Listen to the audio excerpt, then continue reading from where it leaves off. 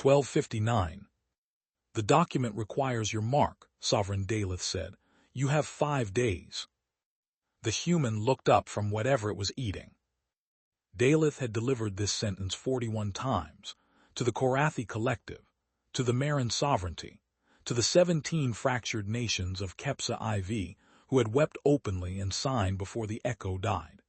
The sentence had a specific acoustic architecture. Daleth had refined it across 4 decades of service. The pause before 5 days carried exactly enough silence to let the target species calculate their own helplessness. The human chewed, set the document down, picked up the small orange object from the foil wrapper in its lap, bit off the end, and looked at Daleth with eyes that had seen something Daleth could not name and did not have instruments to measure. You won't last 3 seconds, the human said. The luminescence hit Daleth before he could suppress it, a full-body flare, white gold, involuntary, the kind his hatchlings produced during their first pressure simulation exercises. Every ridge along his 6 limbs lit simultaneously. In 30 cycles of sovereign-class service, his bioluminescence had never betrayed him in a negotiation chamber. He pressed it down, filed it, noted it in a subvocal log entry under anomalous physiological response, cause, unclear. The human watched this happen with mild interest, then offered Daleth the orange object. Clementine, it said, you probably can't eat it, but the smell is good. Daleth did not take it.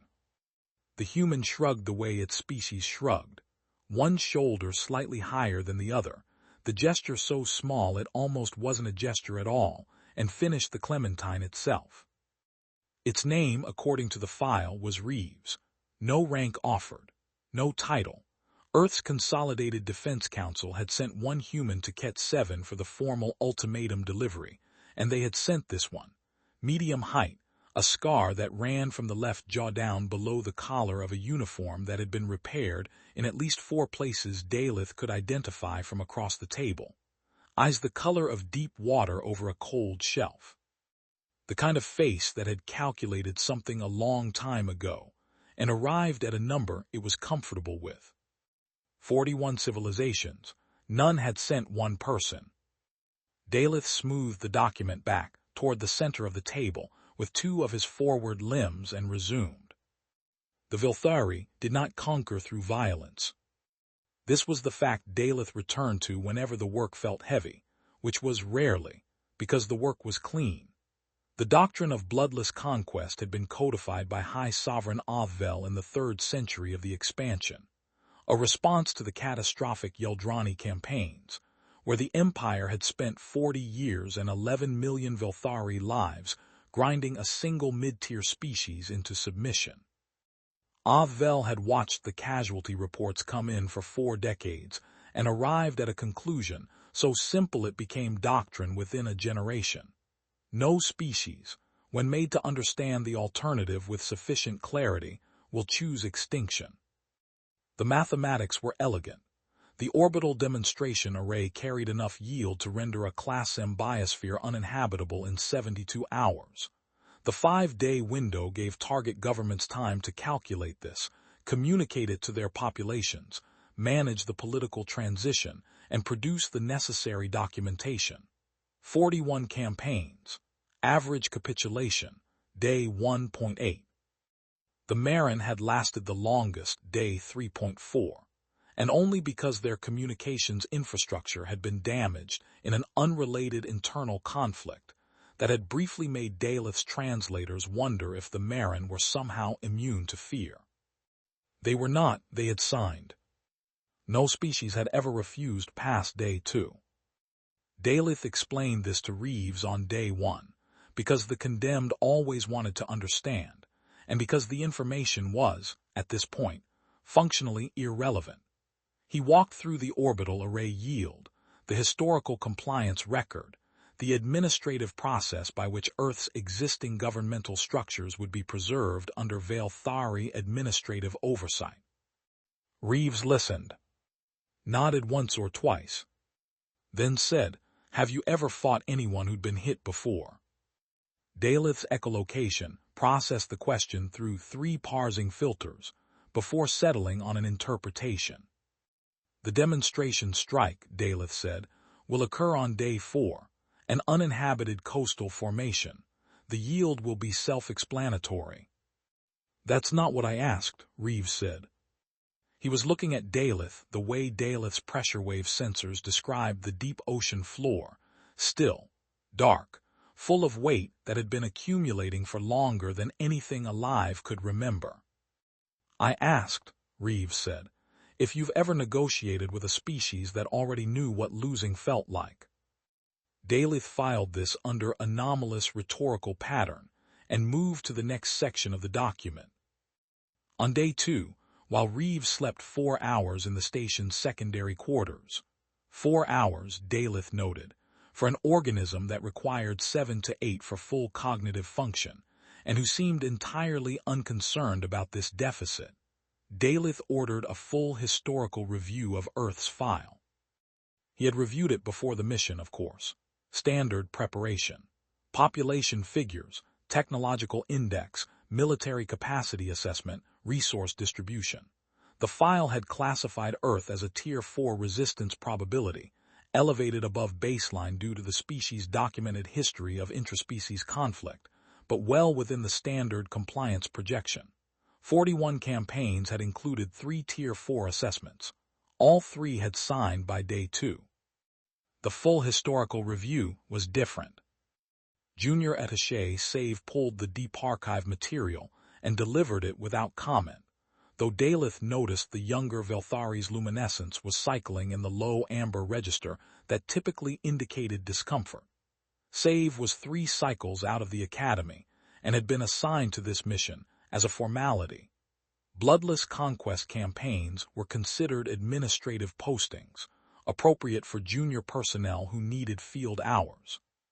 Save was amber for the next 6 hours. The file described a species that had encountered its first major civilizational collapse approximately 12,000 years prior, and had, since then, collapsed and rebuilt no fewer than 7 times at the macro-civilizational scale, with regional collapses numbering in the hundreds. It described a species that had, within living memory of its oldest current citizens, produced a conflict so total that it involved nearly every nation on the planet simultaneously, and killed somewhere between 70 and 85 million of its own members.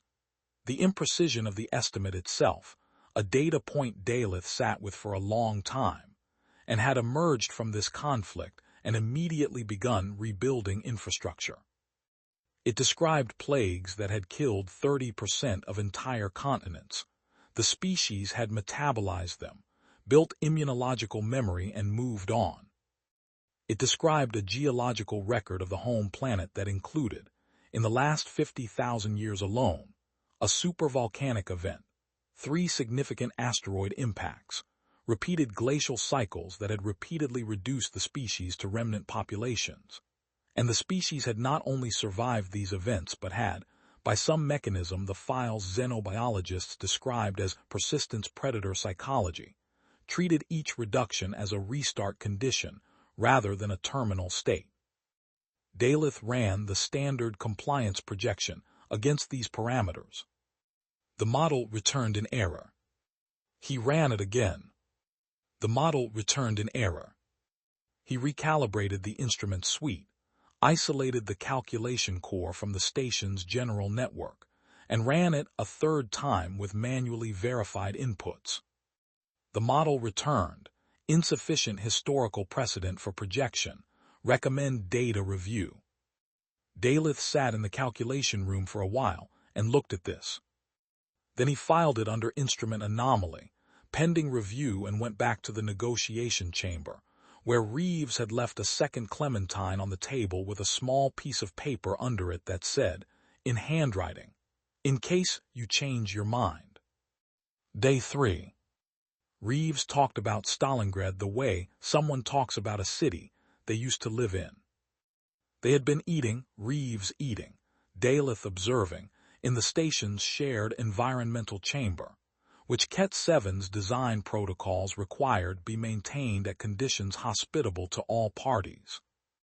This meant a temperature compromise that was slightly cold for Reeves and slightly warm for Daleth, and Reeves had dealt with this by putting on a jacket he'd apparently brought in his kit, and Daleth had dealt with it by running his thermal regulation at a 7% higher load than standard, and neither of them had mentioned it.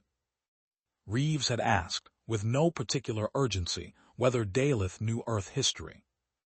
Summary file, Daleth said. Adequate for mission parameters. Stalingrad, Reeves said. 1942. A city, 2 armies, one trying to take it, one trying to hold it. The fighting went building by building, room by room. There's a documented case of 2 groups fighting over a single staircase for 11 days. Daleth processed this. 11 days, he said, for a staircase. Tactically meaningless staircase, Reeves confirmed. Both sides knew it didn't matter.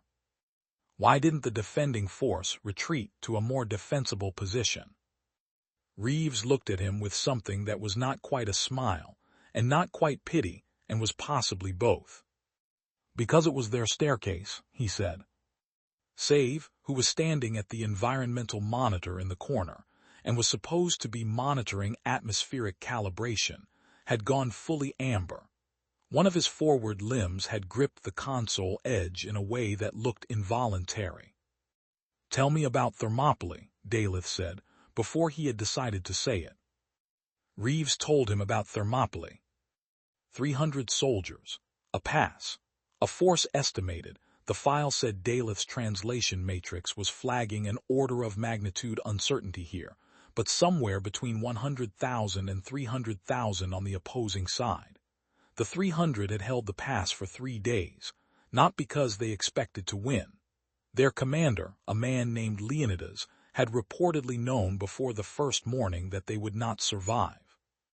He chose it anyway, Daleth said. He chose it because someone had to, Reeves said. He just did the math on who. The amber in Save's luminescence had deepened. It was approaching the color that Daleth associated with junior personnel encountering their first genuine operational surprise, and discovering their academy training had not quite covered the specifics. Daleth found, to his moderate irritation, that he could not look away from Reeves. Your species, Daleth said carefully, has a documented history of choosing certain death. Choosing meaningful death, Reeves said. There's a difference. He finished what he was eating, folded the wrapper with 2 precise folds, and set it on the side of the tray. We've been doing it long enough, he said, that we stopped calling it sacrifice and started calling it Tuesday. Daleth's luminescence did not flare. He was suppressing it with everything he had. The suppression itself cost him more than he expected. Day 4. The demonstration shot fired at 600 station time. A coastal shelf off Earth's southern continent, uninhabited, selected by Daleth's targeting array for minimum biosphere disruption. The yield was 40% of the orbital platform's primary output, enough to be unambiguous, calculated to leave a scar on the planet's surface visible from high orbit. Daleth watched it on the primary feed. Reeves watched it on the secondary monitor in the negotiation chamber. The coastal shelf ceased to exist. A column of superheated matter rose through the stratosphere. The shockwave registered on 3 of Daleth's 7 echolocation membranes simultaneously, even filtered through Ket 7 insulated hull. Reeves watched the feed for 12 seconds after impact. His face did not change. That's the one shot you get, he said. Daleth's echolocation sent a parsing query to his translation matrix. The matrix returned. Idiomatic, implies the speaker believes the opposition's offensive capability has been expended or neutralized. The orbital array, Daleth said, with the precision of a being who had explained this 41 times, has a recharge cycle of 4 hours. Its current yield capacity represents. I know what it can do, Reeves said. He turned from the monitor. I'm telling you what it bought you, he said. 1 shot. After that, you're dealing with what's already in the ground. He was quiet for a moment, And in that moment Daleth's sensors registered something subtle and difficult to classify. A shift in the human's affect that was not quite calculation and not quite memory, and was possibly both. The way the deep file data had been both data and history simultaneously. "We've had a long time to think about being hit from above," Reeves said. "Since before we knew it would come from above. Turns out the thinking generalizes." He said a number, a yield figure, then a second number, deployment sites distributed across 6 continents and the ocean floors. Then a third number, response time, from launch authorization to first contact with an orbital position. Daleth's calculation suite did not return an error this time. It returned a number Daleth had never seen in 41 campaigns. A projected Velthari casualty figure that began at total loss of orbital assets and did not improve from there regardless of what variable he adjusted. He sat with the number for a long time. The coastal shelf on the monitor had stopped glowing. "The yield figures you've cited," Daleth said at last, with great care, "would represent a mutual destruction scenario." "Yes," Reeves said. "Your species understands this." "We've had the concept since 1945, Reeves said. "We've had 80 years to get comfortable with it." He said this the way he said everything, flat, direct, without performance, not as a threat. Daleth's translation matrix flagged this specifically, and Daleth believed it. The human was not threatening him. The human was doing something Daleth's language had no precise word for, something that sat between warning and informing, the thing you did for someone you considered worth the honesty. Reeves was telling him the truth, because he thought Daleth deserved to know it before making a mistake Daleth couldn't take back. Daleth's luminescence did not flare. It went dim instead, a response he hadn't produced since his first cycle of training, when an instructor had shown him the Yeldrani casualty records and said, "This is what happens when the math is wrong." The Fleet Council convened at 1400 station time, via encrypted channel. Daleth presented his recommendation with the same administrative precision he brought to every report. He used the correct forms. He cited the correct precedents. He proposed a formal reclassification of Earth to Tier 6 threat status, a transfer of the pacification file to the Military Expansion Division, and an extension of the engagement window pending further assessment. The Council agreed within 2 hours. It sounded like strategy. The language was all strategy, reclassification, reassignment, extended timeline. The forms were correct. The precedents cited were real precedents. Daleth filed the paperwork and sat in his quarters afterward for a long time. He was a sovereign-class administrator. He had served 41 campaigns. He had never once filed a retreat, and he was not filing one now because the form did not have a field for retreat, and the doctrine did not have a word for it, and the Velthari expansion had not, in 400 years of bloodless conquest, ever needed one. Reclassification, extended timeline, transfer to military division. Daleth looked at these words for a long time. Reeves had known. Daleth was certain of this in a way he could not file or log. Reeves had known on day one, when he'd set the document down and bitten off the end of the clementine, that it would end here. Not with fire, with paperwork, with a council agreeing in the language of process and precedent to stop. The human had not defeated the Empire. He had simply made the Empire look at a number it had never seen before and wait for the Empire to decide whether it was willing to pay it. The Empire had decided it was not.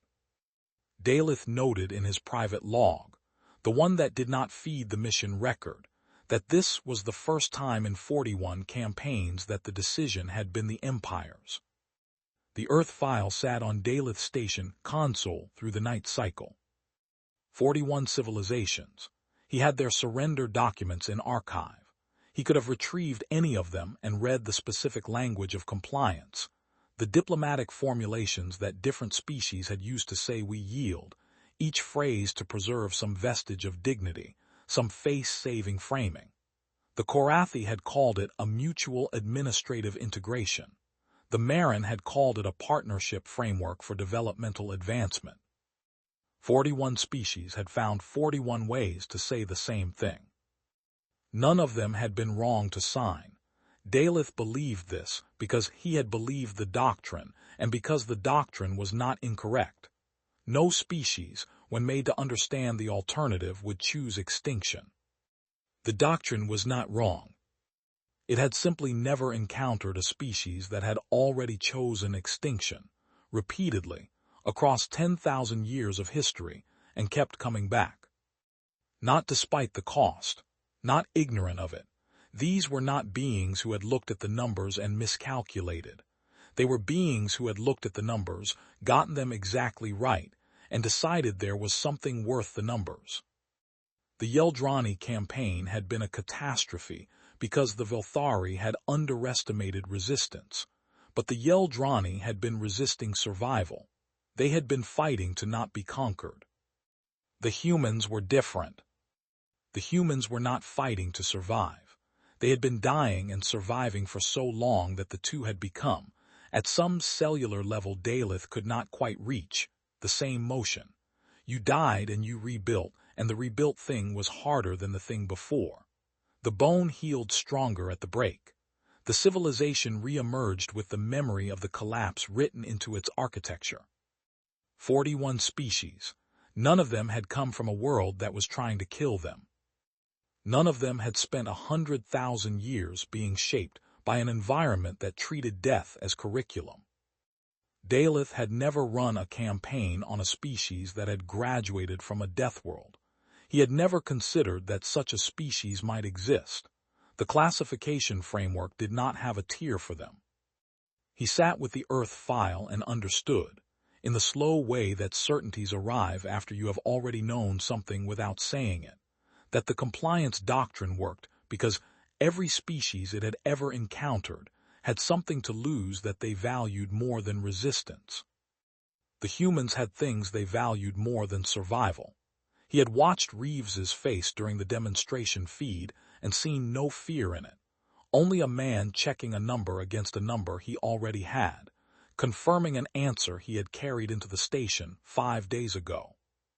The humans were not brave in the way Daleth's people used the word, the managed, calculated acceptance of necessary risk. They were brave in a way that had no Velthari equivalent, a way that moved through fear rather than around it, that used the fear as information, and then acted anyway, that had been doing this for so long it no longer registered as extraordinary. Daleth checked. There was no Velthari word for it. He wrote the human word into his mission log, in phonetic transliteration. Courage.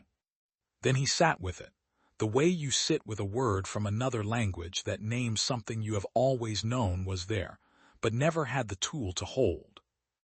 Reeves was at the docking bay at 700. His kit was packed. The uniform was the same one, same 4 visible repairs, same scar below the collar, same eyes.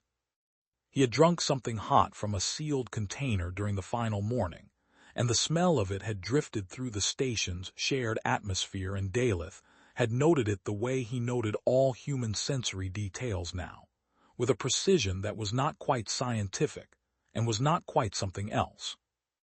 The Council, Daleth said, has recommended a review period. I know, Reeves said. The engagement window is formally extended. I know that too.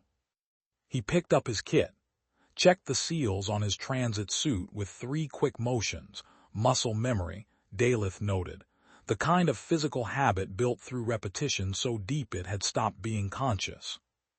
Can I ask you something? Daleth said. It was not his standard closing protocol. Standard closing protocol for inconclusive campaigns was administrative, formal exchange of documentation, departure confirmation, mission status filing. He was departing from it, and he knew he was departing from it, and he could not determine why he could not stop himself. Reeves looked at him, waiting. Were you afraid, Daleth said, at any point during the 5 days? Reeves put the kit down. He thought about it in the way Daleth had come to recognize as specific to him. Not the performance of consideration, but actual consideration. The real kind. The kind that takes the question seriously enough to check the answer rather than produce one. Yes, Reeves said. Day 2, when I thought you might fire early. My math said you wouldn't, but my math doesn't control my body chemistry. But you didn't. Didn't what? Didn't show it. Reeves shook his head slightly, showing it wasn't going to help either of us. He picked the kit back up. Fear's not the problem, he said. Fear tells you the stakes are real, means something matters. You just can't let it be the last word. He paused, one hand on the docking bay handle. Your people have a word, he said, for accepting a loss that's statistically correct. I looked it up in the translation files. Thelvis or something close. Daleth was still. We don't have that, Reeves said. We've got something else instead. Took me a long time to figure out if that was a flaw. He seemed to conclude something. It's not. The docking bay opened. The transit corridor beyond it was standard Ket 7 construction. Gray composite, recessed lighting, the faint vibration of the station's orbital adjustment thrusters coming up through the floor plates. Reeves walked into it. Did not look back. The bay door closed. The ultimatum window expired at 1200 station time. No strike order was filed. Ket 7 began its repositioning sequence at 1347, the orbital correction thrusters engaging in a low, sustained burn that would gradually move the station out of Earth's orbital plane over the following 72 hours. The process was logged as routine station repositioning following mission conclusion.